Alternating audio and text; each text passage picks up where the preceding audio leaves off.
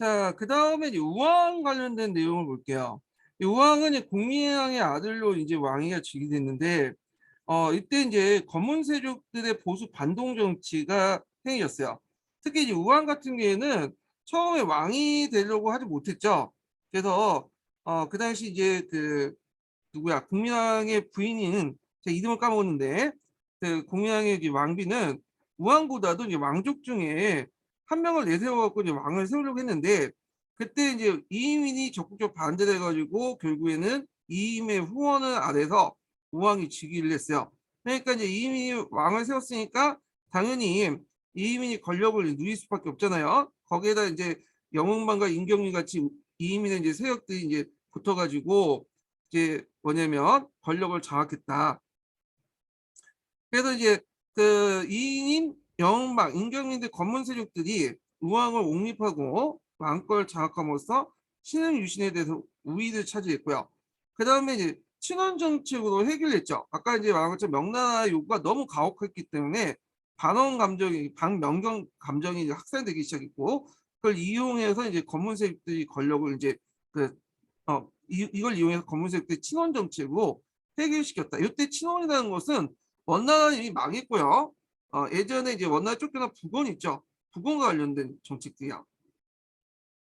그래서 이제 이렇게 친원 정책 회귀했고 그렇다고 명나라의 관계가 끊지는 않았어요. 예. 그래서 이게 좀 약간 예민한데 그래서 한국사 통론에서는 이걸 뭐냐면 중립 정책을 했다. 그러니까 명나라와 원나라의 어떤 등거리 외교 정책을 했다. 이렇게 서술된 책도 있고 다른 책에서는 또 이걸 이제 명나라보다 상당히 원을 강조했기 때문에 뭐냐면 친원 정책을 했다. 이렇게 이제 그 서술된 책이 있어요. 약간 이제 뉘앙스가 다른데 그래서 이제 이런 과정을 이제 다 중립 정책이나 친원 정책을 했다. 이렇게 기억을 해주시면 될 것 같아요. 또 여기에는 양명 외교라고 적혀 있네요. 자, 그 당시에 정도전인데 그 정도전 예전에 드라마 한 거 있죠. 그때 이제 그 이인이 정도전한테 명령을 내렸죠. 북원 사절단을 맞이하라. 그랬더니 정도전이 난 못하겠다 해가지고 결국에 이것 때문에 찍혀가지고 나주로 기양이 갔잖아요. 그래서 요때 이제 7년 동안 나주 기양을 했었어. 요게 예전에 하면 기출 예문에 나왔었어요. 예. 자, 그래서 이제 이따 이제 그 당시 우왕이 이제 크니까 이민이 좀 꼴 보기 싫은 거야. 그 일당 여운방과 임경민도 그래갖고 이제 우왕이 채영하고 이성계가 그 당시 이제 홍건적이나 왜구를 이제 물리치는 과정에서 이제 성장했던 신흥 무인세력들이잖아요. 그래서 이들을 동원해가지고 검문세족을 제거를 해버린 거야. 예. 그래서 결국엔 이인 정권이 붕괴됐다 이렇게 보시면 될 것 같아요. 자, 이후에 이제 채영하고 이성계가 이제 집권하게 되는데 문제는 이제 최영과 이성계 중에 우왕이 최영한테 더 기대를 했어요. 의지를 했죠. 최영의 딸이 또 우왕의 또 부인이 되기도 하고 장인과 사이관계 됐잖아요. 그리고 이제 이성계가 좀 배제됐죠. 그때. 자, 하여튼 그 당시 이제 그 천력 위화도 해군 사건이 나는데 이 위화도 사건 배경에 보면 명이 청량리를 설치하겠다 통보를 한 거야. 청량리는 예전에 어떤 땅이냐면 그 쌍성총관부 있죠. 이 상성총과부 땅이요. 이 상성총과부 땅을 국민당 때 이제 회복을 했잖아요. 근데 이제 명은 원을 계승했다는 걸 내세웠고 그 당시 쌍성총과부 땅도 당연히 원나라 땅이었으니까 명나라 계승한 땅이다. 원나라 땅이니까 명나라 계승했다는 논리를 펴면서 이 땅에 천령리를 설치하겠다는 통보를 한 거야. 자, 그러니까 이제 이거에 대해서 당연히 이제 안에서는 반발이 많겠죠. 그래서 이제 우왕과 채영이 차라리 이제 그 요동을 공격하자. 참고 요동은 그 당시 그 명나라가 장악한 지역은 아니고요. 아직 그 명확하게 동령이라는 지역이 있었으니까 명확하게 그 장악을 다 못했어요. 네, 무주공산 땅이었거든요. 네, 명나라가 이제 세력이 조금씩 들어가긴 했지만 자, 근데 이제 이에 대해서 이성계가 사불가론을 들면서 반대했죠. 요거는 되게 뭐냐면 유명하죠. 그래서 큰 나라가 뭐 작은 나라를 치는 것은 안 된다. 아니, 작은 나라가 큰 나라를 치면은 맞지가 않고 뭐 그 당시 그 악교가 이제 뭐 눌려 터졌다 뭐 등등 해갖고 네 가지 됐잖아요. 전염병이 돌고. 자, 그래서 이성계 같은 경우에는 이거 잘못하면 명나라 충돌할 수 있으니까 이 요동정벌 반대했어요. 외교적 풀자 조용조용히 이렇게 뭐 요동정벌 같은 거 군대를 이끌고 먼저 들어가서 철령이 설치 반대한다는 의미로 공격하지 말고 외교적으로 조용히 풀자고 이제 했던 거죠. 그럼에도 불구하고 우왕과 채영이 강력하게 주장해서 요동정벌을 시행을 했고, 이 우왕과 채영은 이제 그 평양에 머물면서 이제 요동정벌군은 이제 지휘를 했죠. 이성계가 이제 뭐냐면 조민수를 이제 깨워가지고 결국에 위화도에서 해군을 해서 그 당시 채영을 제거하고 우왕을 쫓아버리고, 그 다음에 이제 그 자기가 실권을 장악을 하잖아요. 창을 세우면서. 그래서 이제 있다는 걸 좀 기억을 해두시고요. 요 있고 이제 넘어가기 전에 요 이성계 사불가론이 있네요. 작은 나라가 큰 나라를 거스르는 건 옳지 않다. 이걸 이소사대의 논리라고 하죠. 맹자가 이제 거기 나와 있는 논리인데, 고려 시대 때 외교 정책이요. 예, 작은 나라가 큰 나라를 치는 거는 맞지 않다. 그래서 대륙의 형세에 따라서 줄을 잘 써야 된다. 형사협정 사대론의 바탕이 되기도 하고, 여론초대 군사를 동원한 걸 부적당하며 요동을 공격하는 틈새 왜구가 창궐했거든요. 참고로 그 당시 우왕시대 때 왜구가 상당히 많이 창궐했어요. 이거는 그냥 하는 말이 아니라 상당히 이제 왜구가 창궐했고, 그 다음에 심지어는 왜구가 그 강화도까지 뭐냐면 위협한 적이 있어. 아니, 강화도가 아니라 그 개성까지 위협한 적이 있었고, 한때 이제 수도를 뭐 개성으로 다른 데 옮기자는 논의까지 있을 만큼 상당히 왜구가 창궐했던 때거든요. 예. 무덥고 비가 많이 오는 시기로 하대 악어가 높아 노가 풀어지고 공사들이 전염병을 걸리는 염려가 있다. 뭐 이런 것도 있죠. 자, 하여튼 위화도 해군 결과 이제 이성계는 최형 세력들을 제거함으로써 군사적 실권을 장악했다. 이렇게 보시면 되죠. 자, 여기 이제 차후 넘어가기 전에 이 우왕에 대해서 좀 더 설명할게요. 우왕에 대해서는 사실 조선 왕조 시대 때 이제 그 기록에 보면 그 고려사나 뭐 동북통감에 보면 별로 안 좋게 돼 있죠. 왜냐하면 그 기록에 보면 그렇게 있죠. 우왕은 공민왕의 아들이 아니라 누구의 아들로 돼 있어요? 창왕의 아들로 돼 있어. 창왕이 아니지. 창왕은 그 우왕의 아들이고, 예. 신돈의 아들로 돼 있죠. 신돈의.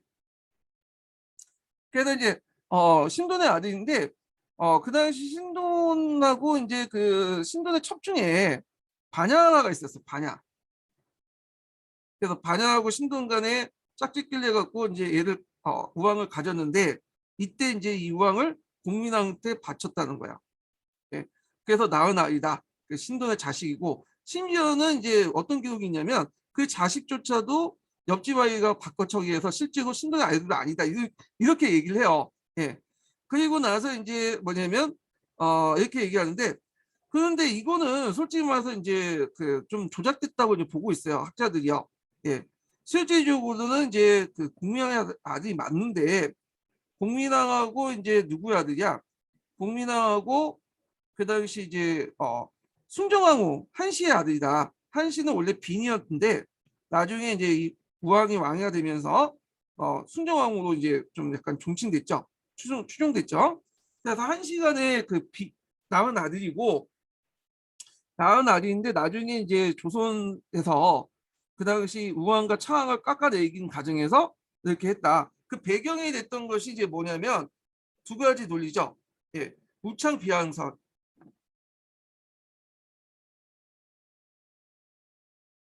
우왕과 차왕은 뭐냐면 왕씨가 아니다. 그거죠. 그 다음에 그것 때문에 폐가 입진. 그래서 진짜 왕실을 세우기 위해서 가짜 왕실을 폐하고 새롭게 이제 정통을 세운다. 입진. 왕실을 세운다. 이런 논리를 내었잖아요. 그래서 이제 공양왕을 내세웠죠. 그래서 보면 고려사에 보면 우화창은 이건 우왕창으로 돼 있지만 실제로는 이제 뭐냐면 이거는 시호가 아니라 그냥 이름이에요. 왕우, 왕창인데 이거조차도 이제 어떻게 되냐면 이거 왕씨가 아니기 때문에 신우, 신창으로 돼 있고 세가에 들어가 있지 않고 열전에 들어가 있죠. 예. 그래서 반역 열전에 있는 신우전, 창원, 신창전 이렇게 해갖고 이렇게 돼 있어. 그래서 이거는 이제 고려에서 이제 조선 넘어가기 전에 조선이 위화도 이후에 경국이 됐잖아요. 그래갖고 그때 이제 그걸 위화도 해군과 조선 건국을 합리화시켜서 내가 어떤 논리를 이제 입증하기 위해서 폐가 입진 우천 귀양선을 입증하기 위해서 고조사나 뭐 동국통감이나 조선시대 때 쓰여졌던 사료가 좀 조작된 거야. 근데 학자들은 실제로 신돈의와 반야사에 낳은 아들이 아니라 신돈과 국민왕과 한시 세력의 그 빈이었던 한시하고 낳던 아들이다 이렇게 보고 있어요. 이렇게. 그러다 보니까 우왕도 이제 그 국민왕 아들이니까 차왕은 신돈의 손자가 아니라 이제 국민왕의 손자가 되겠죠. 이렇게 따지면 족보를. 자, 그 다음에 이제 차왕을 보죠. 차왕은 원래 이제 이성계가 원했던 인물은 아니에요. 이 사람은 이제 그 우왕의 아들이잖아요. 그러다 보니까 자기 당연히 우왕을 쫓아냈으니까 그 아들 입장일 때는 그 이성계를 안 좋게 생각하겠죠. 그러니까 이제 차왕을 옹립하려고 하지 않았는데 이 조민수가 이색하고 손을 잡고 차왕을 옹립을 했던 거야. 그래서 아직까지 그때 이성계 세력이 크게 뭐냐면 완전히 장악하지 못했기 때문에 일단은 인정해주고 이제 즉위시키죠. 자, 그러면서 이제 이때 창왕 때 그 1차 분열이 일어나요. 보통 우리가 이제 그 신진사대부하고 온건개혁파들이 원래 이제 한 몫을 내다가 이들이 이제 개혁을 이제 뭐냐면 하다가 분열이 일어날 때 1차와 2차 두 번에 거쳐서 일어나는데 일단은 이제 1차 개혁 때 이제 보면 1차 개혁은 언제 일어나냐면 급진개혁파의 최양 폐위 때 일어난 거야. 급진개혁파.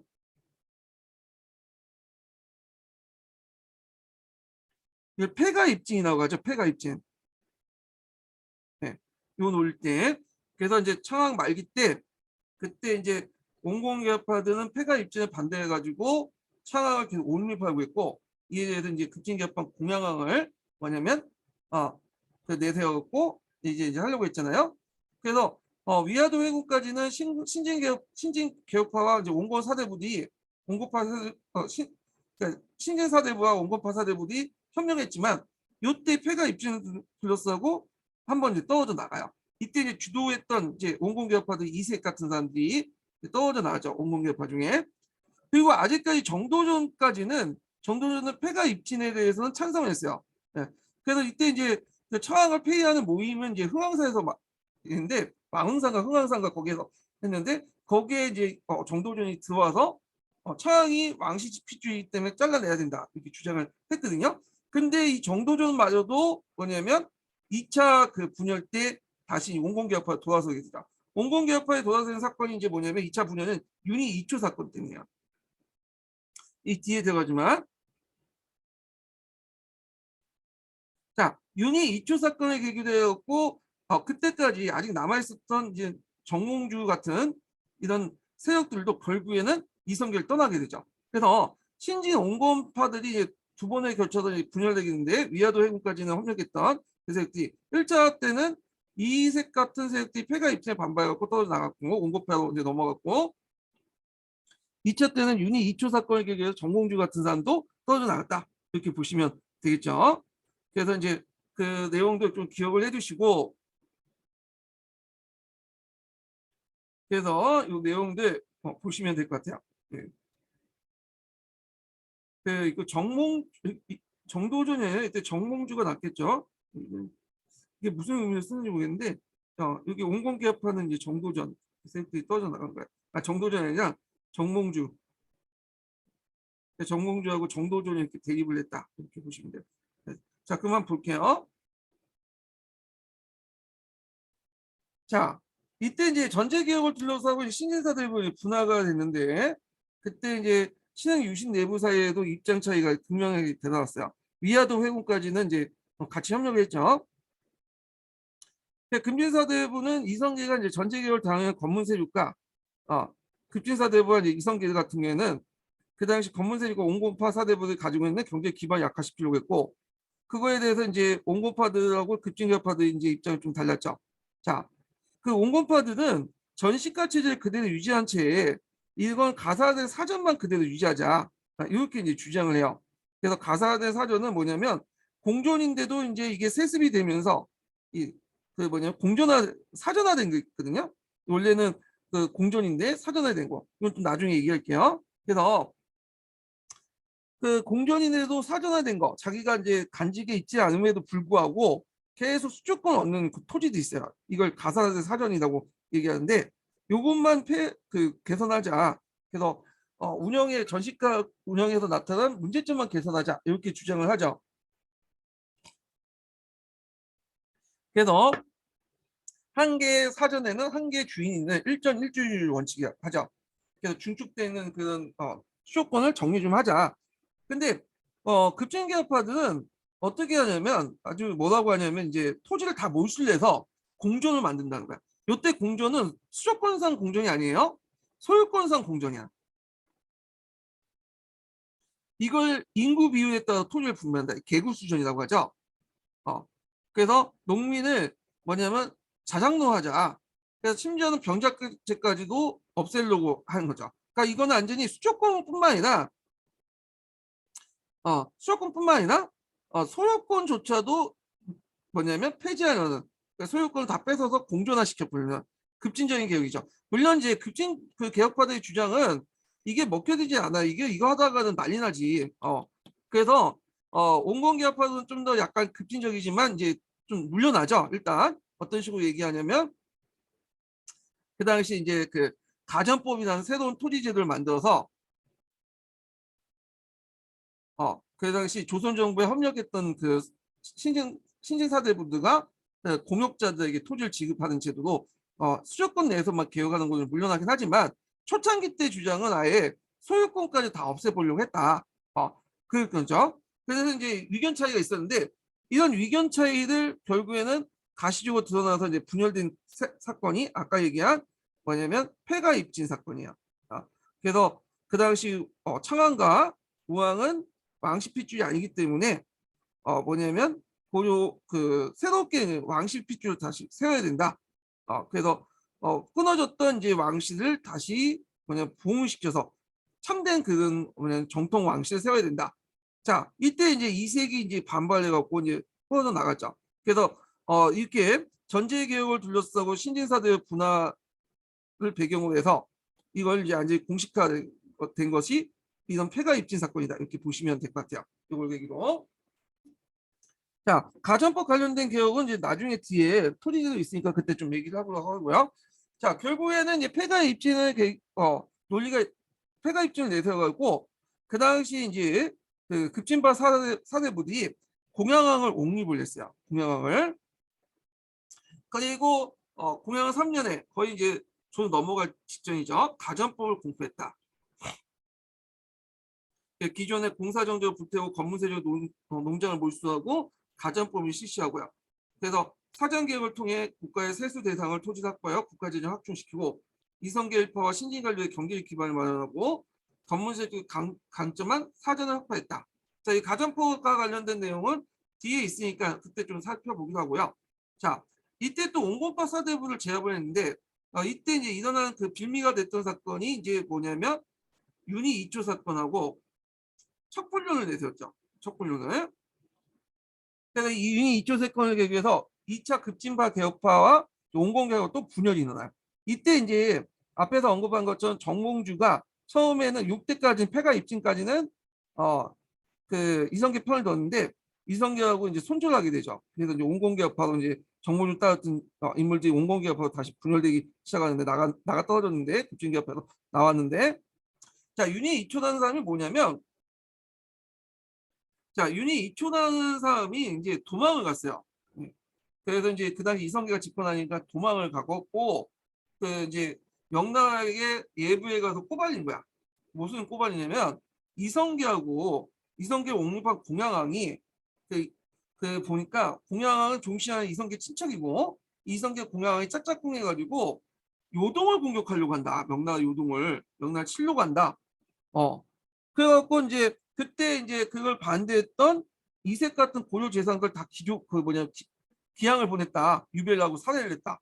이 윤희 이초가 이제 꼽아낸 건데 이걸 이제 사신으로 갔던 사람들, 조선 사신으로 그러니까 고려 사신으로 갔던 사람이 이걸 듣고 와가지고는 이성계한테 얘기해 준 거야. 그래서 이제 이성계가 그러냐 그러면 그 윤희 이초 무리들 잡아내서 다 수청을 하자. 그렇게 이제 하게 된 거죠. 근데 이게 사실 자체가 명나라 그 기록에 나지 않고 조선왕 그 고려사에만 나왔거든요. 고려사 조조에만 윤희 이초 사건이 명나라기록에 없어요. 그게 또 윤희 이초라는 사람이 그 뭐냐면 명나라 망명 가서 예부에 그 꼬잘렸던 내용도 그 예부에서 직접 들은 얘기도 아니고 거기에 갔던 고조 사실을 통해서 들은 거야. 그러니까 이 사건 자체가 이제 조작된 느낌이 상당히 들죠. 이걸 계기로 했고 이성계가 자기를 반대했던 세력들을 다 죽이려고 했다. 그래서 이렇게 해서 이제 그 이성계가 윤희 2초 일당을 이제 잡아낸다는 명목으로 자기 반대파를 다 죽이려고 했다. 그렇게 보고 있어 학자들은. 예. 그러니까 이걸 보고 나서 이제 정몽주가 이제 눈치챈 거지. 아, 이성계는 이제 새로운 왕조를 만들려고 한다. 개혁의 빌미로 해서 고려 왕조를 없애고 새로운 왕조를 만들려고 한다. 그러니까 이거에 대해서는 정몽주가 용납을 못한 거죠. 그러니까 결국에는 뛰쳐나오고 그 과정에서 정도전과 대립을 해갖고 죽게 된 거잖아요. 예. 자, 그 다음에 또 하나 이제 온건파 사대부를 제압한 또 사건이 척불령이야. 척불은 뭐냐면 온건파 사대부는 배불령을 주장했어요. 그러니까 불교에 대해 비판하지만 불교 비판의 그것은 내용은 불교의 논리보다는 불교의 어떤 사회적 역할을 비판했거든요. 근데 이제 개혁파 유신들, 그러니까 이제 급진 개혁파들은 불교의 어떤 그 사회적 역할뿐만 아니라 그 당시 여러 가지 문제를 일으켰잖아요. 그리고 불교 교리 자체를 비판해요. 정도전 같은 사람들은 불교 교리를 비판했잖아요. 이게 예전에 한번 시험 문제 나왔죠. 자, 그래서 이제 개혁파 유신들 그 내용을 척벌령을 제기하면서 불교를 그 당시 많이 비판해. 특히 공양왕이 이제 불교를 상당히 신봉했는데 비판하고 그리고 불교는 또 구기족 세력들과 연결돼 있죠. 그리고 또 이색과 정몽주 같은 온고파 세력들 압박을 했다. 그래서 상대적으로 불교를 옹호하거나 불교를 비판하더라도 좀 상대적으로 이제 약하게 비판하는 그리고 불교의 어느 정도의 가치를 인정해주는 그런 세력들을 이제 잡아서 척벌로 내세웠고 이제 뭐냐면 비판했다. 그래갖고 그 고려 말기 때 기사들 보면 공양왕 때 기사를 보면 공양의 어떤 그 불교 정책들, 숭불 정책들이나 그다음에 뭐 여러 가지 불교 비판 내용들이 되게 많아요. 그래서 주 신진사대부들이 상소를 올리고 그래요.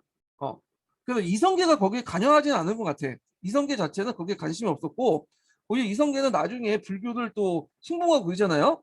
이성계 자체보다는 그 신흥 유신들, 그 급진파 사대부들이 이 불교를 교체해가지고 불교세를 탄압을 해서 자기 정권을 강화시키려고 하는 의도에서 한 것 같아요.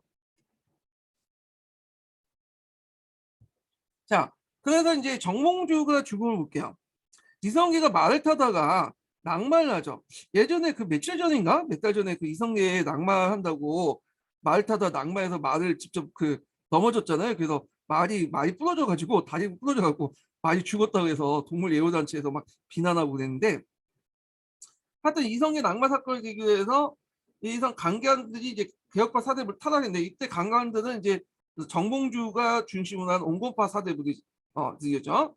그래서 개혁파 사대부를 탄압하여 유배를 보내자. 그래갖고 이제 그 당시 잠시 정도전이 tak한 유배에 갔었어. 그리고 이제 이렇게 하니까 그 당시 이방원이 가만히 있으면 안 되겠다 해서 정몽주를 가서 척살냈죠. 예. 성주교에서 척살했다고 했잖아요. 근데 원래 선주교는 여기에서 대나무가 났다고 해서 이제 그런 이름을 붙인 거고 실제 이름은 선지교라고 하더라고요. 그리고 고려사나 고려사 전후에서 성주교에서 죽였다는 말이 없어요. 선주교를 지나고 선지교 지나고 그 부근에서 죽였다. 그 내용도 있고요. 하여튼 역사 팩트하고 좀 다르긴 하는데 그때 이제 이방원이 찾아와서 정몽주에게 이런도 어떠하니 저런도 어떠하니 뭐 하야를 하니까 어, 이 몸이 죽고 100번 죽고 담신가를 했다. 예, 문학책에 많이 나오죠. 하여가 단신가를 이렇게 하고 이걸 보고 이방원이 정몽주는 이제 고려 자기와 뜻을 같이 할 생각이 없구나. 그런 생각에서 이제 정몽주 죽였다 그러는데 그거는 고려사나 고려사 조선나 조선왕조실록에 안 나와 있는 내용이에요. 예, 이거는 나중에 그 정몽주가 죽고 나서 정몽주가 이제 조선왕조에서 우쭈쭈 해주잖아요. 비록 자기들 이제 따르진 않았지만 고려왕의 어떤 고려왕조의 마지막 충신 아니야. 그 애들 이제 높여줘야지 나중에 조선 그 자기 신하들에게 정몽주를 죽으라고 할 수 있는 거 아니에요. 그러니까 이제 정몽주가 죽고 나서 정몽주를 성역화시켜. 일종의 정몽주의 어떤 죽은 장소를 선죽주를 성역화시키고, 그리고 정몽주와 관련된 것들 얘기를 이제 일종의 성인화시키죠. 일종의 성역화시키고 그렇게 만들어. 그 과정에서 이제 만들어진 얘기라고 보고 있어요, 학자들은요. 예, 그런 것들. 그래서 정몽주의 그 파한집이라고, 정몽주의 서한집이 파한집이거든요. 정몽주의 책을 문학 작품을 쓰는 게 파한집인데, 파한집인가? 파한집인가? 기억, 파한집이 아니고 다른 책이 섞여 있어. 제가 이름 까먹는데 정몽주가 쓴 게, 잠깐만요. 파한집은 아니고 제가 이거 기억은 안 나는데 중요한 건 아니에요. 예.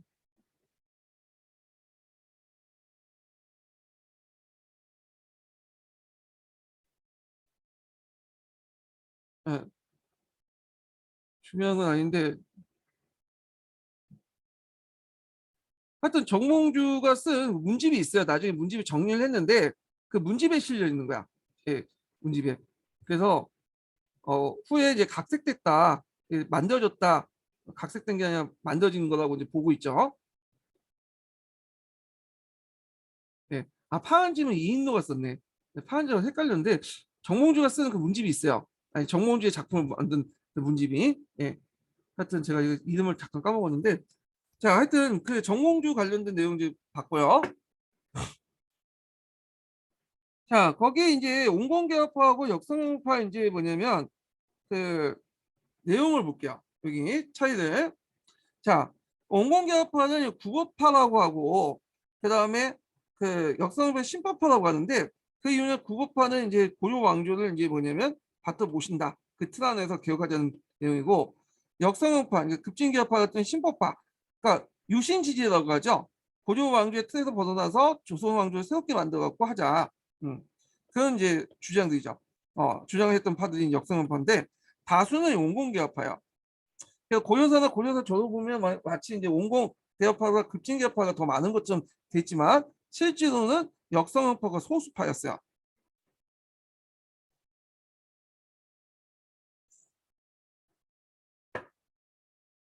자, 온공 개혁파는 대표적 인물은 이재현, 뭐 이색, 정몽주 같은 사람들이고요.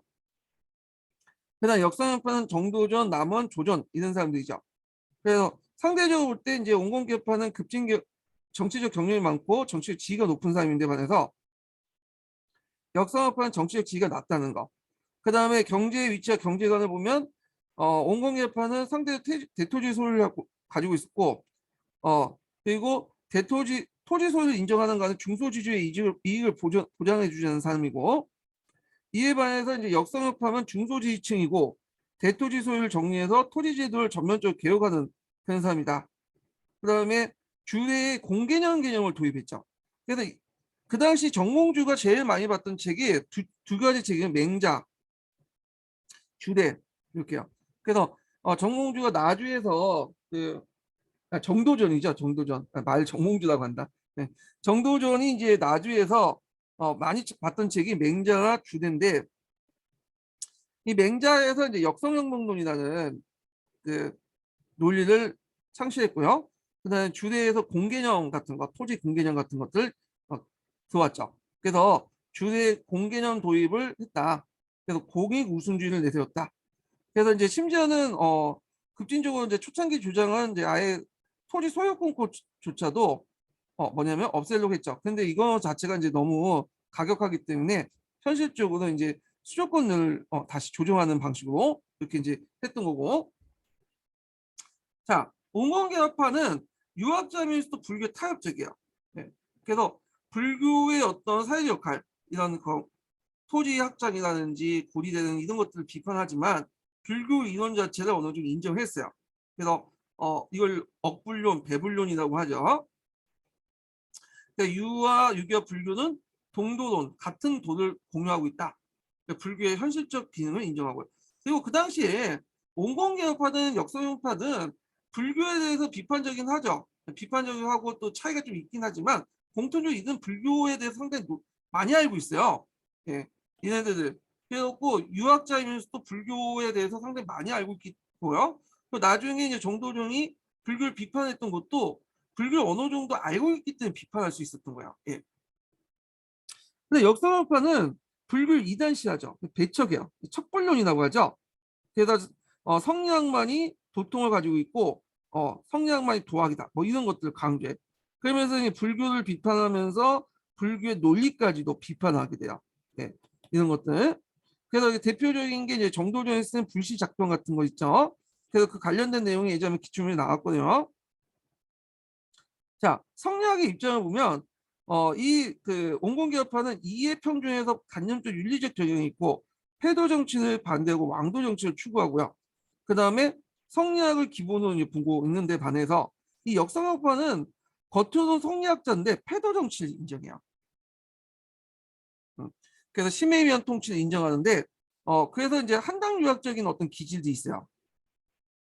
성리학자면서도 실제로 정치 운영은 한당 유학적인 어떤 특징을 가지고 있고요.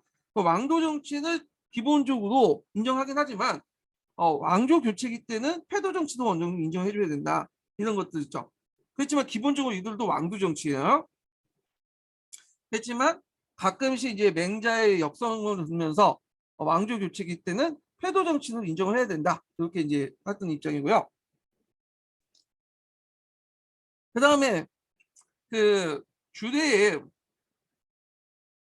그 입각해서 이상적인 국가를 건설하려고 한다. 그래서 주례에 이제 공개념을 이제 도입을 해서 했는데 주례 같은 경우에는 유교 경전이지만 이게 법가적 성격을 좀 많이 갖고 있다고 했죠. 그래서 국가의 개입이나 이런 것들을 되게 강조하는 그 경전이에요. 그래서 우리나라뿐만 아니라 중국의 여러 개혁대 보면 항상 개혁 정치할 때는 주례를 강조해. 주례를. 자, 그 다음에 국가와 민의 관계에서 3인의 어떤 종속 관계, 민을 소장하죠. 그래서 중간에 이제 승진 사대부들, 중소 지휘층들 어떤 것이 민을 통해서 지배를 해야 된다. 그래서 백성을 국가가 직접 지배하는 것보다는 사를 통해서 지배를 해야 된다. 이렇게 이제 하고 있고요. 근데 역성형파는 중간 지배층의 3인을 극소화시키고요. 국가와 민의 직접적인 어떤 재민 지배 체제를 강조하고 민의 소장론이 아니라 자장론으로 인식을 해야 하려고 만들려고 하죠. 개혁 방향은 역사업 온공개혁은 고려 왕조내의 개혁이고 그 다음에 이에 반해서 역사업은 역성인을 통해 개혁을 하려고 했던 거다. 그래서 고려 왕실을 부정을 하려고 했잖아요. 그래서 예전에 한번 시험 문제에 나왔던 게 정도전의 그 문집 상공집에서 유신지제라는 말이 여기에서 나오고요. 유신지제는 건 새로운 것을 그러니까 기존의 것을 얻고 새로운 걸 만든다는 거야. 그래서 고려 왕조를 얻고 조선 왕조로 넘어가자. 그래서 그걸 통해서 이제 개혁을 하자. 유신지제 이게 예전에 기출문에 나왔어요. 그래서 개성을 보면 온건개혁파는 16세기 상인파 연결되고요. 그다음 역성혁파는 15세기 홍보파 연결되는데 그렇다고 해서 상인파들의 성격이 온건개혁파 성격하고 일치되는 것도 아니고 홍보파들의 성격이 역성혁파와 일치되는 건 아니에요. 다만 이렇게 연결된다 이렇게 보시면 돼요. 그런 것들 좀 기억을 해두시고요. 자, 그 다음에 이제 고려의 대외관계를 넘어갈게요. 고려의 대외관계.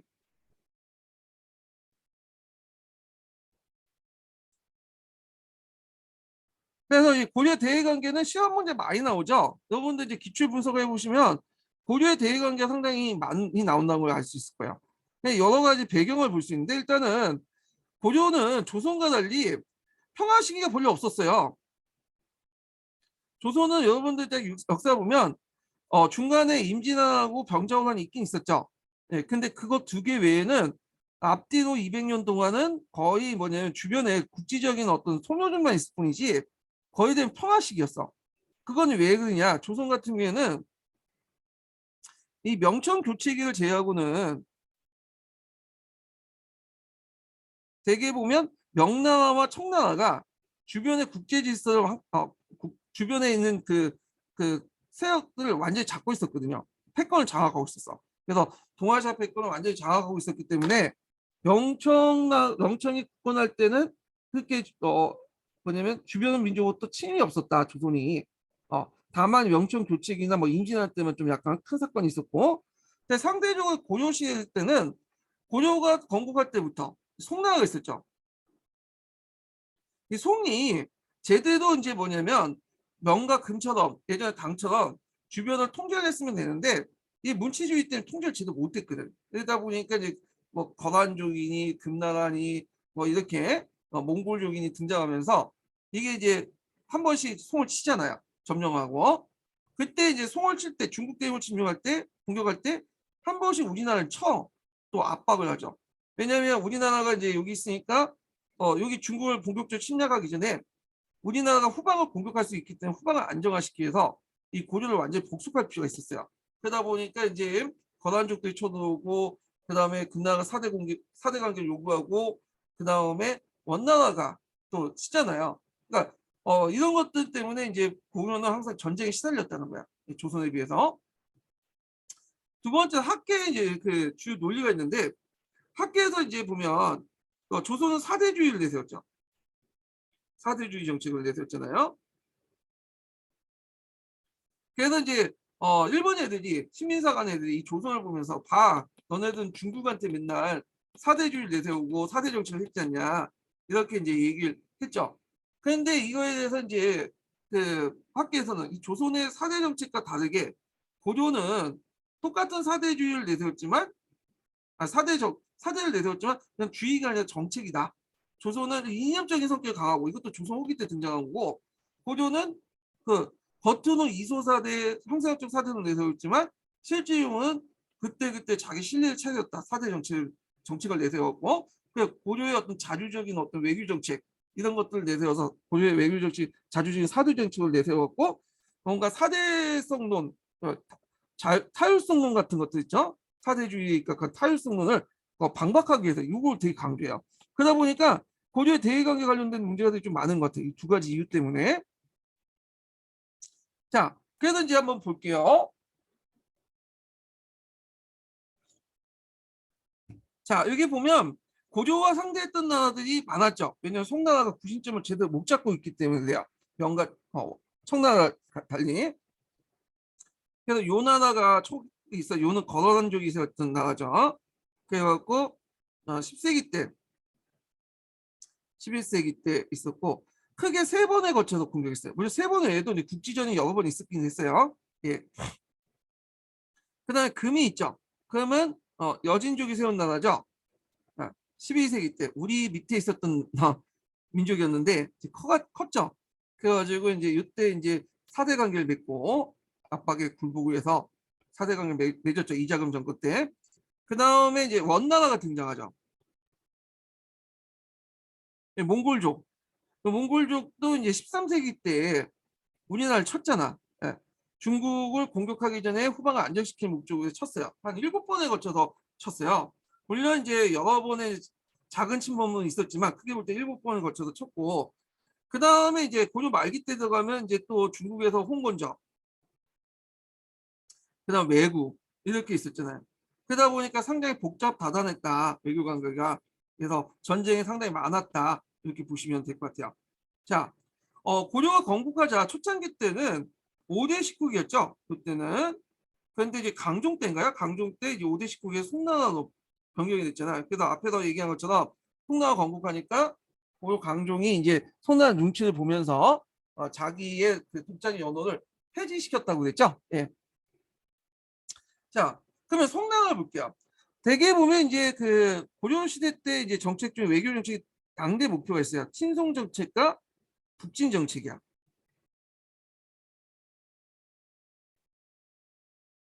자, 친송 정책은 이제 송나라와 문화적 교류를 통해서 문화 경제적 통해서 이익을 취하려고 했죠. 그런데 군사적인 협력 관계는 맺지 않았죠. 북진 정책은 이제 영토를 확대시키는 과정에서 그 당시 뭐 여진족하고 거란족하고 충돌을 했고, 자, 특히 이제 여진 거란족보다는 이제 정책보다는 이 송나라 정책을 상당히 중요시했죠. 경제 문화적인 정책에서 상당히 중요하니까. 근데 송은 좀 다른 목적이 있었어. 우리는 문화 경제적 목적이었지만 송나라는 고려의 군사를 이용해서 거란과 여진을 침입을 대비하고자 했어요. 예. 그래갖고 그 당시 이제 그 송나라 조정 내에서 상당히 그걸 비판이 있었거든요. 이걸 이제 뭐라고 하냐면 그 당시 국업당들은 신법당들은 이제 무슨 정책을 하냐면 요료 제요 정책을 하려고 했어요. 요료 제어 정책은 잠깐만요. 연녀 제요 말을 잘못했네요. 신법 같은 연녀 제요 제요. 그러니까 고려와 연합해서 그 당시 요를 제압하려고 했죠. 근데 고려는 요에는 요하고 싸우는 건 별로 그렇죠. 예. 송나라가 싸우는 거는 별로 이득이 없으니까 문화적인 경제적인 어떤 요건만 이익만 취하려고 하니까 이거에 대해서 이제 구법당에서 막 비판한 내용이 있어요. 예. 이들은 고려는 우리나라를 돕지 않고 그 신익만 챙긴다 이런 내용도 있거든요. 자, 하여튼 이런 연료 제어 정책을 연료 제어 정책을 하려고 했다. 그리고 이제 사신도 많이 파견했죠. 그래서 이제 숙종 때 보면 송목에서 계림 유사를 썼고, 그 다음에 이제 서궁의 고려도경 같은 것들을 이제 썼죠. 이제 송목과 서궁은 송나라 사신이에요. 그래서 예전에 한번 시험 문제 나왔던 것이 고려도경입니다. 자, 이때 이제 인종 때 이제 파견은 서궁에 쓴 건데, 이거 고려에 다녀와서 쓴 그 기행문인데, 그 특징이 뭐냐면 도자가 붙였잖아. 그러니까 그림과 함께 서술한 거야. 그래서 그림이 있고 고려의 풍습이나 생활 모습을 그려놓고 거기에다 이제 텍스트 이제 적어놓은 건데, 요게 이제 상당히 중요한 고려사를 연구할 때 1차 사료로서 역할을 해요. 후에 이제 고려사라든지 고려사 저료는 조선시대 때 썼던 2차 사료잖아요. 그리고 이제 물론 이제 팩트를 바탕으로 했겠지만 약간 이제 편집 과정에서 왜곡이 있을 수 있겠죠. 자신의 정치적 목적에 따라서. 근데 이거 주로 이제 정치사 위주야. 근데 고려도경은 서경이 서경이라는 사람이 나름대로 객관적 입장에서 썼던 그 당시 자기가 보고 들었던 걸 기록을 한 거야. 이거 정치사보다는 주로 사회, 경제, 문화사 이런 것들을 기록을 했다. 그래서 상당히 사료 가치가 높다라는 거죠. 네. 그래서 고려 시대 때 이제 고려 자기와 관련된 내용들과 그 다음에 이제 고려 시대 때 했던 이제 자주 문생 관계들 그리고 고려 시대 때 이제 그 경제 관련된 내용들 산전이 많다 막 이런 내용들은 다 서경의 고려도경에서 나왔던 거야. 그래서 이 고려도경 상당히 중요해요. 예. 그런데 이제 아쉽게도 이제 고려도경은 원래는 그림도 같이 있었는데 원판이 손실이 됐어요. 없고 복사본만 있죠. 텍스트 구성의 복사본만 있어요. 그래서 고려도경이라고 하지만 실전 텍스트 위주다. 지금 남아있는 거는. 네. 그래서 예전에 이제 고려도경과 관련돼 갖고 한 2번 정도 기출의 예문에 나왔고 독립된 문제 한 번 나왔어요. 14년도 기출문제. 그 책을 물어보는 게 있어. 고려도경. 고려도경 관련된 내용 꼭 기억을 해두시고요. 자, 그래서 이제 송 11세기 초반에서 12세기 중반, 그러니까 금나라 등장할 때까지는 그 당시 송과 요와 고려가 상강체제를 이루고 있다. 그래서 이제 앞에서 얘기한 것처럼 금나라가 이제 금나라다 요나라가 이제 3번 쳤잖아요. 그러니까 그 앞에 이제 송을 치기 전에 근데 금나라가 고려를 완전히 공격 점령하지 못하고 계속 패퇴함으로써 고려는 이제 요나라는 이제 만약에 자기가 북송을 본격적으로 칠 경우에 뒤에 후방이 고려를 칠 수 있다 생각해서 결국 북송하고 하친 관계를 맺었다 이렇게 하고 있는데 그래서 고려나 거란이나 북송이 상강 체제를 만들었다 이렇게 얘기하는데 요거는 우리 측의 입장인 것 같아. 거기 중국사에서 그런 내용이 없더라고요. 그러니까 우리들 좀 약간 거란하고 송을 좀 약간 대등한 관계를 보고 우리 국력을 이렇게 얘기한 것 같은데 모르겠어요. 네. 하여튼 이거는 우리 입장이야. 우리 입장. 이 내용은. 그래서 송요 고란의 상강 체제가 금나라 이전에 등장하기 전까지 유지됐다. 그래서 한동안 이제 평화적인 어떤 관계를 유지했다. 이렇게 보시면 될 것 같아요. 자, 그래서 이때 이제 고려는 독자적인 세력권 내에 칭제를 묵인했다. 고려 칭제를 뭐냐면 칭제 건원이라고 하죠. 그래서 내재 외양 체제에 입각해서 그래서 요나 송을 대할 때는 주로 이제 신하고 대하지만 실제로 안에서는 뭐냐면 독자인 천하관에서 칭제도 하고 그다음에 연호도 사용했다. 근데 여기에는 좀 비판이 많긴 해요. 왜냐면 칭제 자체가 고려사나 고려사 조례에는 안 나와 있어요. 안 나와 있고 거기 주변에 이제 뭐 문집이라든지 그 당시 문집이라든지 비석이라든지 이런 것들만 좀 언급된 것 뿐이고 그다음에 건원이나 칭제 건원에서 연호를 사용하는 것도 고려 초기 때 잠깐 있었다가 그것도 이제 중국과의 관계에서 사용하지 않았다고 하죠. 그리고 12세기 때는 이제 연호 사용 문제로 해가지고 그 당시 김부식과 그 당시 이제 뭐 서경파 간의 어떤 대립 갈등이 있었고, 예, 있었던 거죠. 자, 하여튼 이렇게 있었다. 그리고 송은 고려의 사신을 조공사가 아닌 국신사를 대행했다.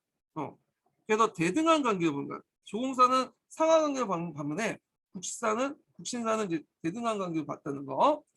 그래서 이제 송과 대등한 국가의 사실을 접대를 했고, 자, 문종 때 송의 사실로 가서 송의 학자들을 고려했던 박제, 박익량, 김근 등 시문이 송학자들로부터 찬탄을 받고 소화집이라는 이름으로 송에 간행을 했다. 이렇게 보시면 될 것 같아요. 자, 그러면 이제 요나와의 관계를 볼게요. 요와 관련된 내용이 예전에 기출에 한 두세 번 언급됐었어요. 최근에는 문제 나왔죠. 요는 거란족이 세운 나라죠. 거란족. 이 거란족은 저기 유목계통의 왕조예요. 예, 유목민족들이죠. 알다시피 이제 그 바레를 멸망을 시켰잖아요. 그래서 초창기 관계는 별로 사이가 안 좋았어. 그걸 이제 알 수 있는 것이 만부교 사건이죠. 거란에서 사신이 오니까 사신과 낙타를 보내오니까 사신은 먼 선에 유배를 보내고 낙타는 개성 만부교 아래 굶겨 죽인 사건을 얘기하죠. 예.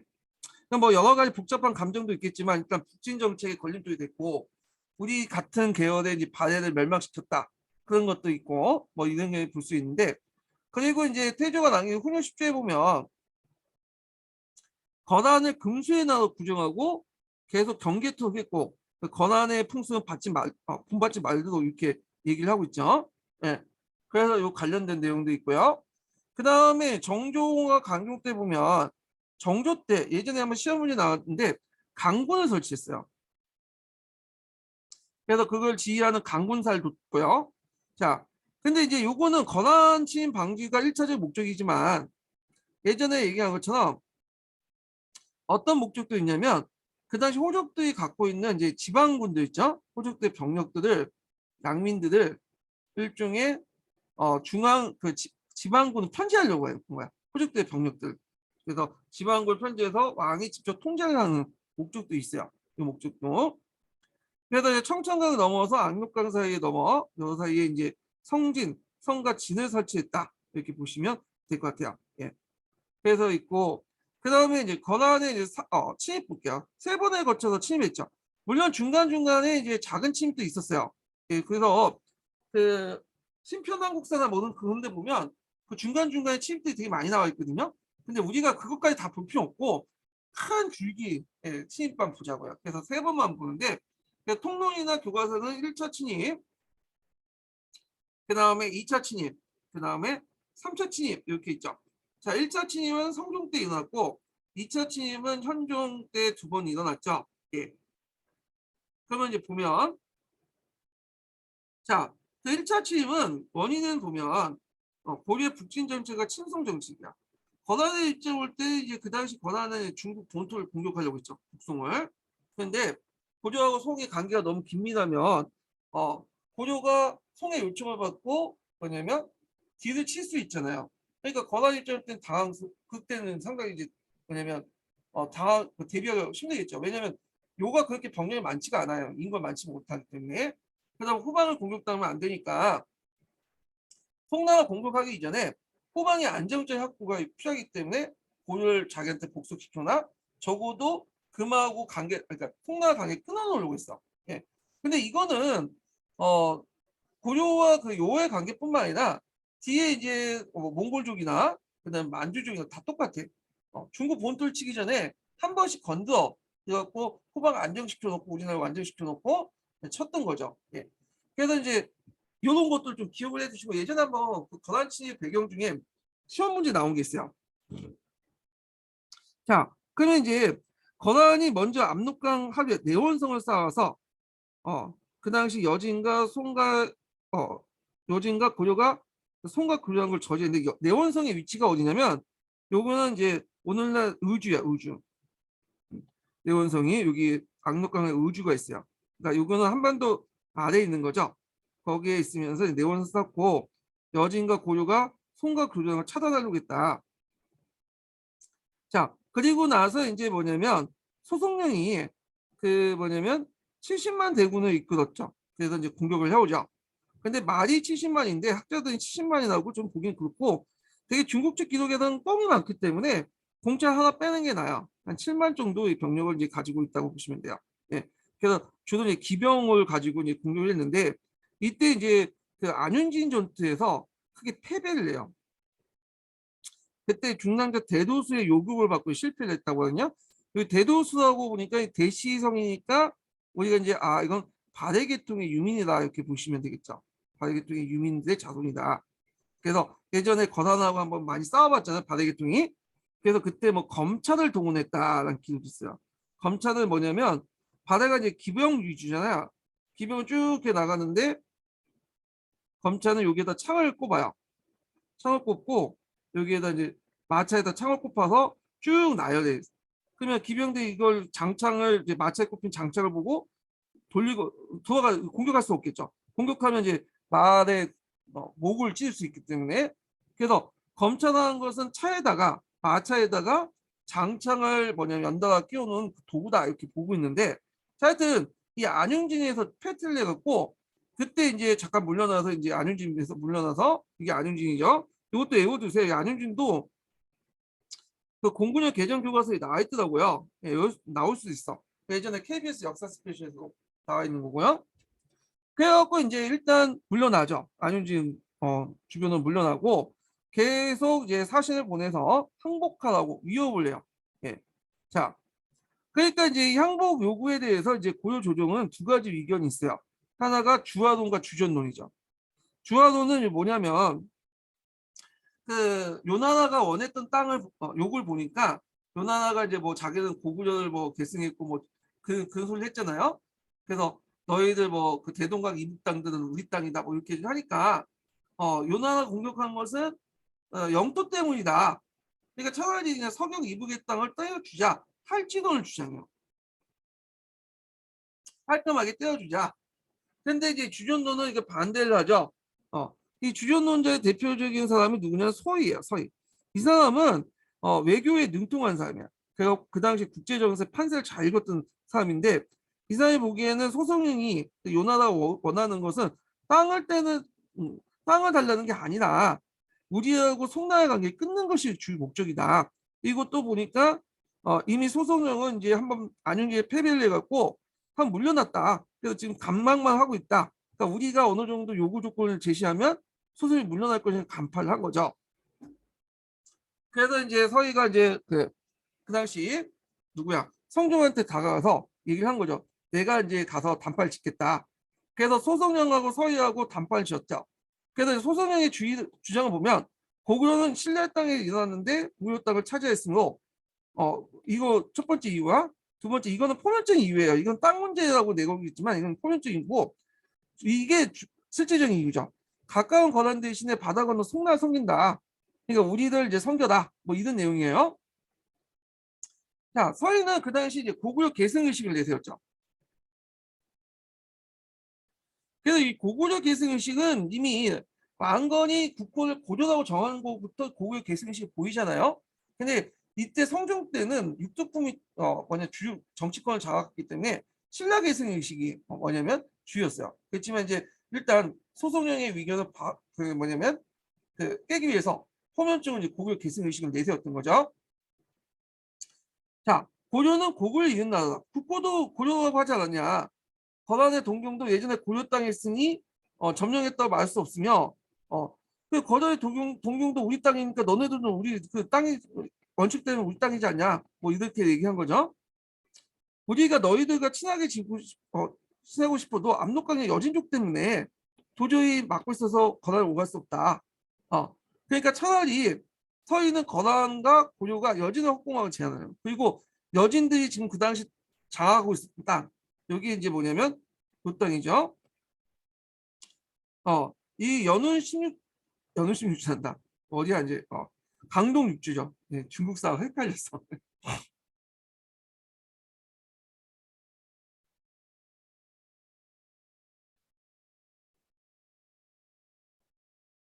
네. 그래서 이제 요나라가 이제 그 강동 육주 있잖아요. 강동 육주를 우리가 이제 장악할 수 있도록 너네들 묵인해주면 인정해주면 우리가 이 강동 육주를 이제 여진족을 몰아내고 나서 여기에서 장악하면 너희들과 직접적인 소통할 수 있지 않냐. 여기가 여진족이 있으니까. 자, 이렇게 이제 욕을 한 거죠. 결국에는 이제 그 욕을 받아들인 거야. 그 당시 소송용이. 그래서 이제 고려와 건한의 국교가 맺었고요. 자, 고려가 국교를 맺었다는 것은 동시에 송나라의 관계를 끊어졌다는 거예요. 왜냐하면 건한이 이제 항제국이고 고려가 신하국으로 들어가니까 조공채권 관계를 맺었다는 거잖아요. 그래서 이제 송나라의 관계를 끊겠다는 거죠. 그래서 송나라 관계를 단절을 시켰어. 근데 이건 형식적인 것뿐이고 실질적으로 문화적, 경제적 규는 계속 있었어요. 예. 그리고 이제 청천강 이북의 땅, 그러니까 여진족들이 장악했던 땅을 이제 고려가 이제 이제 획득하게 되죠. 강동 육주. 그래서 고려의 국경이 처음 압록강이 었다. 그러니까 강동 육주는 원래 요나라 땅이 아니라 원래 여진족이 장악한 건데 그 당시 요나라가 그 고려의 강동 육주를 정벌하는 걸 인정해주고 했던 거죠.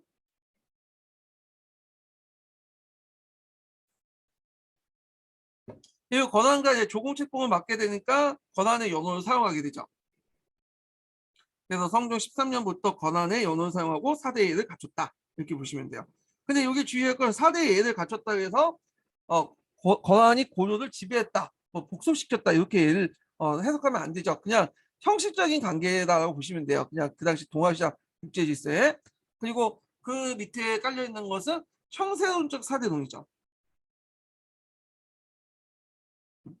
대륙의 어떤 정세가 항상 변하기 때문에 그때 식권자에게 사대 관계를 맺는 건 뭐 우리한테 이득이다. 뭐 이런 논리야. 그래서 조선시대 때 이제 사대주의하고는 좀 다르다. 그래서 명나라 망한데도 불구하고 청나라를 계속 명나라 망한데 불구하고 명나라를 계속 붙잡고 청나라와 사대 관계 안 맺으려 하는 그 자세. 그 때문에 군난을 당했잖아요. 그건 좀 다른 모습이야. 이게 예전에 한번 기출문에 나왔는데 아마 이거는 그 여진족 그 4대 요구와 관련돼서 나왔죠. 자, 하여튼 이렇게 1차 침입 끝나고 2차 침입인데 현종이 즉위할 때 이제 나온 거야. 현종은 이제 그 전에 강조 정부에 있었죠. 예전에 시험 문제 나왔죠.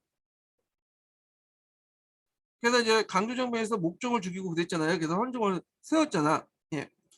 그러면 이제 보면 원인은 그 당시 고려 강동 육주의 건설에서 세력의 압록강 유료가 확대되자 이게 보니까 이거 그러니까 위협이 되거든. 가만히 생각하니까. 그래서 강동 육주 달라 하랑을 요구하니까 고려가 주겠어요? 당연히 거부하죠.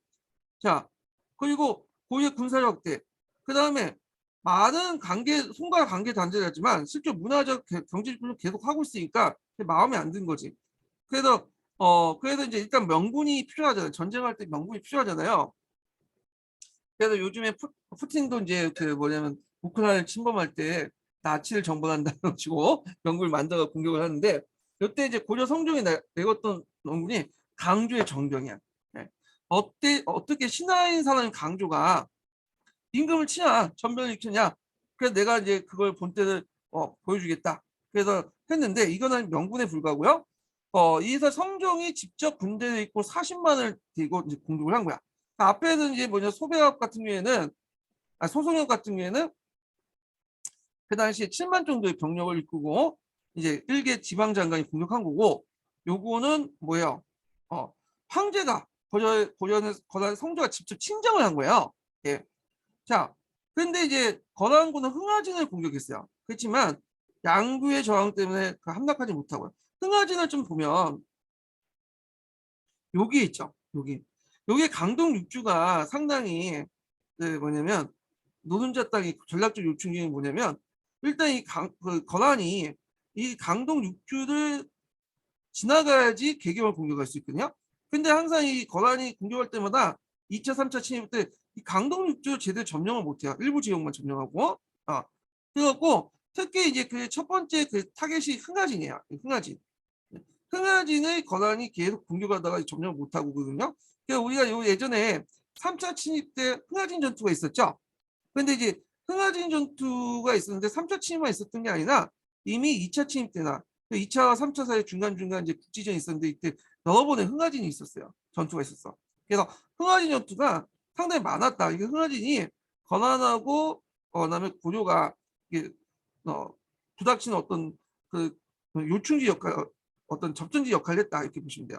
근데 이제 아까 얘기했지만 권한이 이제 맨날 쳐놓을 때 강동 육주를 제대로 뚫지 못하니까 여기를 그냥 패스해서 이렇게 지나가면서 문제가 생긴 거죠. 왜냐면 여기 지나면 여기에 있었던 이제 성진에 있었던 군사들이 나와서 요의 병참론을 끊어내는 거야.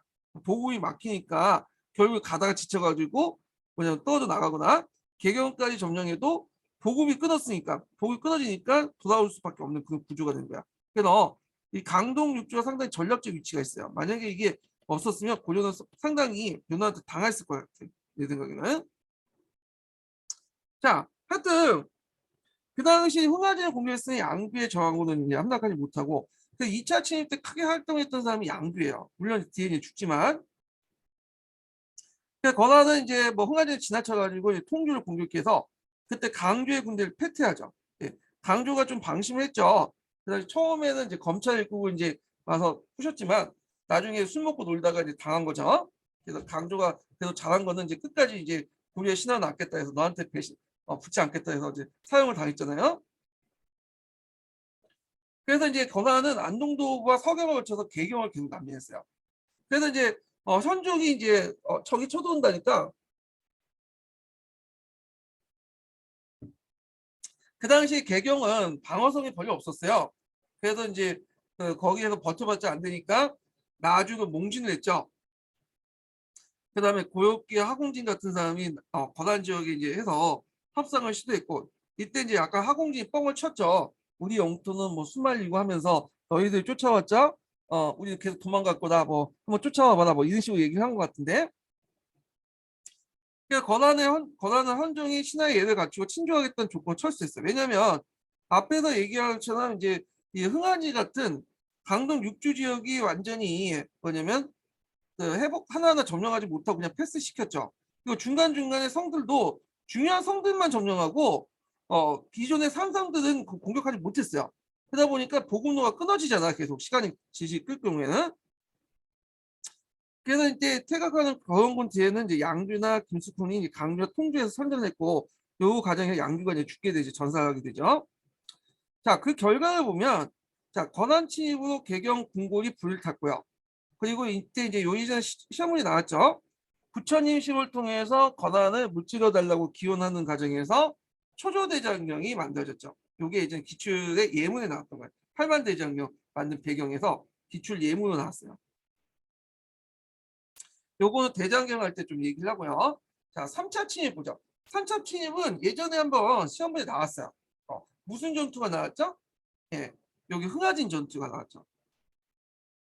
예, 19년도 기출문제 나왔고 저 관련된 제가 기출문제 분석을 올려놨으니까 그거 참조하세요. 자세한 내용은. 자, 원인은 두 가지가 있는데 자, 앞에서 이제 2차 침입 때 이제 현종이 친조를 하겠다. 직접 가서 이제 만나 뵙겠다 했는데 친조를 안 했죠. 그래서 친조를 회피했고 그 다음에 강동 육주 반환 거부를 했어. 이걸 돌려달라는 건 왜 돌려주겠어, 고려가. 그런 것도 있고 그 다음에 좀 배경을 들면 이제 이것도 있어요. 송나라를 공격하기 전에 송나라 공격을 후방을 안정시키기 위해서 이렇게 한 것도 있다.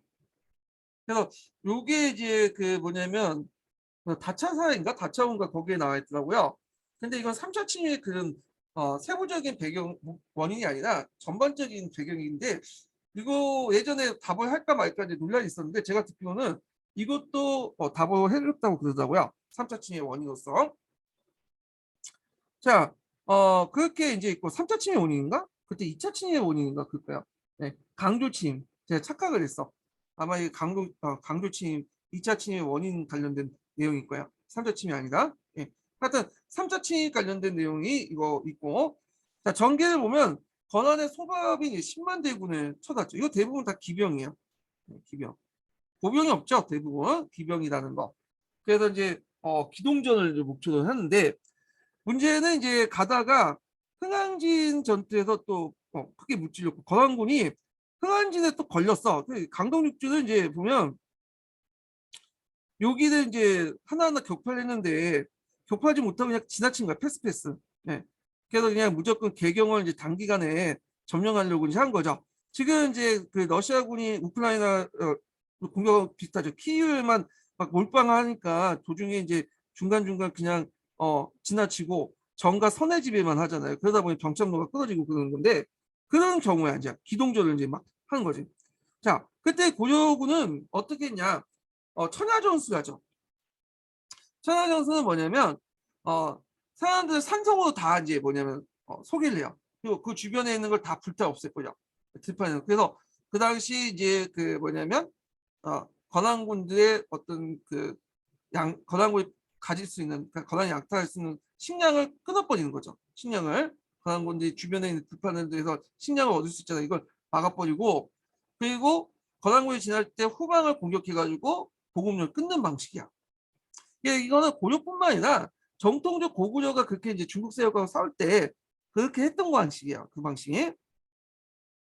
자, 그래서 소방이 계속 가다 보니까 이게 보급률 끊어지고 하니까 이게 안 되거든요. 그래서 이제 돌아갔는데 그냥 돌아가면 안 되겠죠. 얘네들 힘을 약화시켜야 될 거냐. 그래서 한번 이제 수공을 이용해서 흥하진 전투에 승리를 하죠. 네. 그래서 흥하진 전투가 예전에 시험문이 나왔어.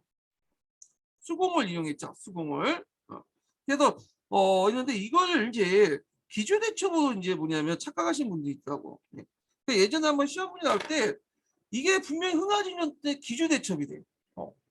기주대첩의 이유가 뭔지 모르겠지만 그 유명 강사가 뭐 기주대첩이라고 했다고 해서 기주대첩에 우기는 사람도 있고 있는데 하여튼 아니 팩트 관계를 정확히 해야지. 거기 분명히 흥하진년도가 적혀 있고 그 예문 속에 흥하진이라고 했기 때문에 기주대첩이다. 그 말이 돼요 이게? 그래갖고 안 되는 것 같고 이거 분명히 흥하진이었어요. 거기 그 한국 통론에도 있고 포셈에도 있고 검색해도 다 흥하진 전투라고 돼 있어요. 예. 자, 하여튼 그 흥하진 전투에서 수공을 이용했고 하고 해군했던 꼭 거란군을 또 한번 이제 그 강간찬과 강민천이 기주에서 격퇴시켰죠. 요 강간찬과 기주에서 격퇴된 전투는 기주대첩이에요. 이거 기주대첩이에요. 요거는 하공이 이용했죠. 하공. 달라요. 네. 이거는 수공을 이용했는데 요거는 하공을 이용했어. 네. 그래갖고 다르다. 다른 전투다.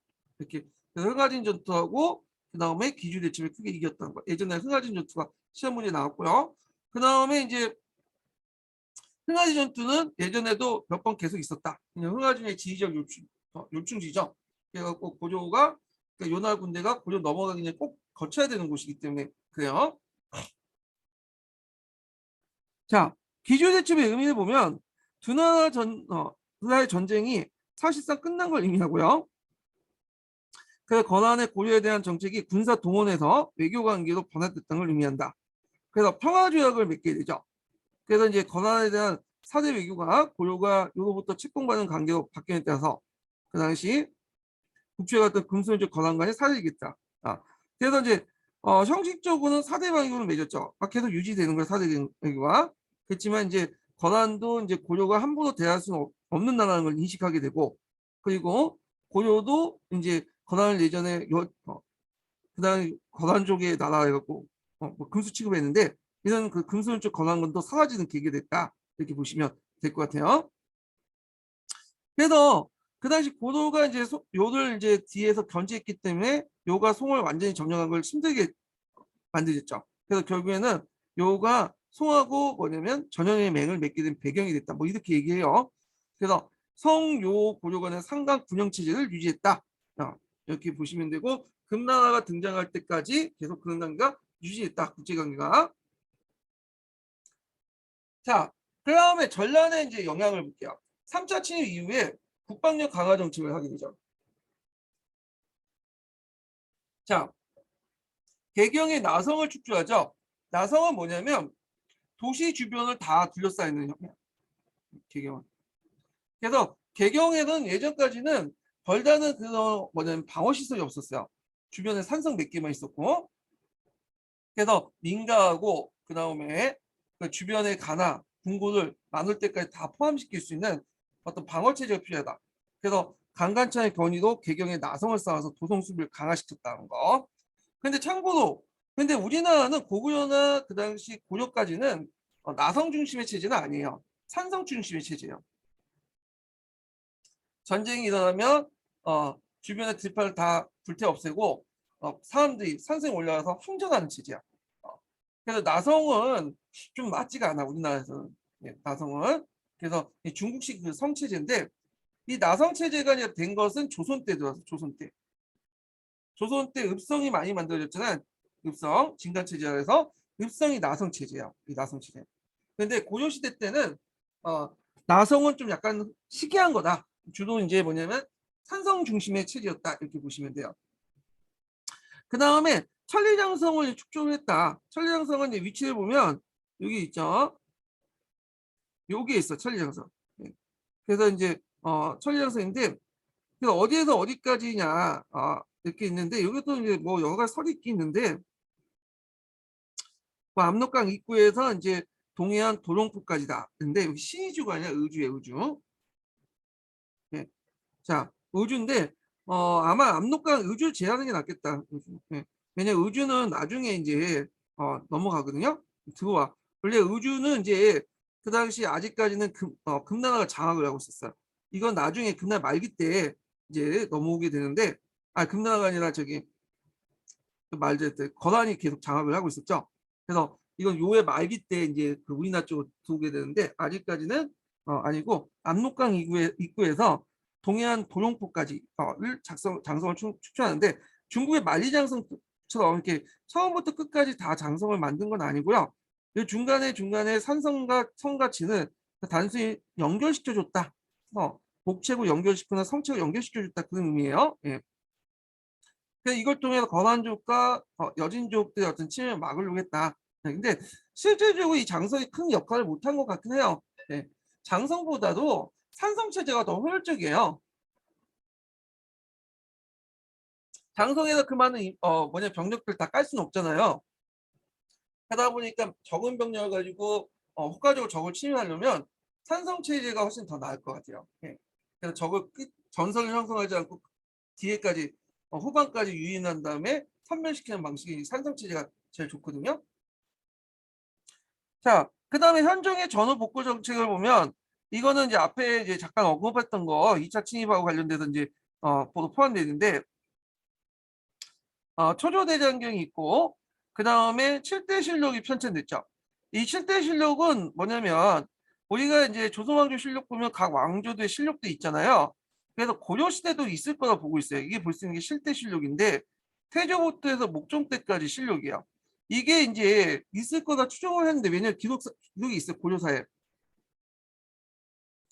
그래서 고려사에 있는데 이제 7대 실록을 각 왕이 죽은 다음에 실록을 만들었는데 문제는 그때 2차 침입 때 이제 도망쳐 나왔잖아요. 개경. 그래서 개경이 불타 없어지면서 예전 7대 실록이 많이 뭐 소실됐어. 없어졌어요. 그래서 새롭게 7대 실록을 만든 거야.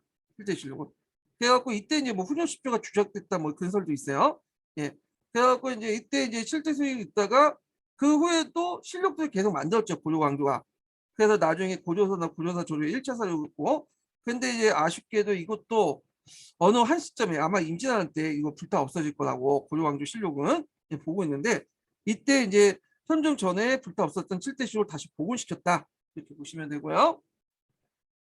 그 다음에 이제 그때 이제 전쟁 중에 죽었던 유가족들을 위해서 구분전을 지급했다. 이건 나중에 좀 얘기하고 그 다음에 또 그 당시 이제 거란장, 뭐 양수척, 하척 같은 게 등장했는데 이들은 대개 보면 거란의 포로, 거란 싸움과 거란이 포로보다 아니면 거란하는 사람들, 기하하는 사람들, 뭐 이런 사람들이죠. 예. 그래서 있는데 이들은 이제 주로 떠돌아다니면서 주로 여러 가지 유기그릇이나 소, 돼지 이런 것들 잡거나 도산업에 이제 종사를 해서 사회적으로 천대받던 계층이다. 여기서 이게 조선까지 계속 연결되잖아요. 백정 계층으로. 그래서 백정이 뭐 유목민 계통이기 때문에 종자가 다르다. 그래서 키가 크고 뭐 이런 사람들이 많다 그러는데 알 수는 없는 거고. 자, 그 예전에 이제 개경 지역을 정리했어. 예, 그래서 오부 방리제를 완성을 시켰거든요. 그래서 이제 개경을 그 개성부와 독립을 시켰어요. 예전에 우리 개성하고 개경하고 동일하고 생각하는데 아니에요. 개성은 한 지역 단위고 개경은 거기에 이제 그 수도를 얘기하는 거죠. 그래서 개성은 한 군이에요. 개경 주변에 있는 개경을 뭐냐면 지역을 정비해서 5구 방위지를 정리해서 개경안에 5구 35방 344지단 형태를 갖췄다. 요게 예전에 기출문에 나왔어요. 3차 취입에 이제 뭐냐면 개경의 정비 사업들 써다. 이렇게 있고요. 여기에서 제가 밑에다가 이제 뭐냐면 개경과 개성부 관련된 내용들을 적어놨는데 이게 이제 어디 나와 있냐면 심부생에 있어요. 심부생 상권에 그 개경 그 뭐냐면 관련된 내용이 있는데 굳이 임용시험에서 이 정도 더 나올 것 같지는 않아요. 나올 것 같지 않아서 요거만 그냥 참조해 주시고 한번 푸셈 내용들 한번 찾아서 보세요. 이 내용을. 이거 제가 기출문제 분석에서 잘 해놨긴 했거든요.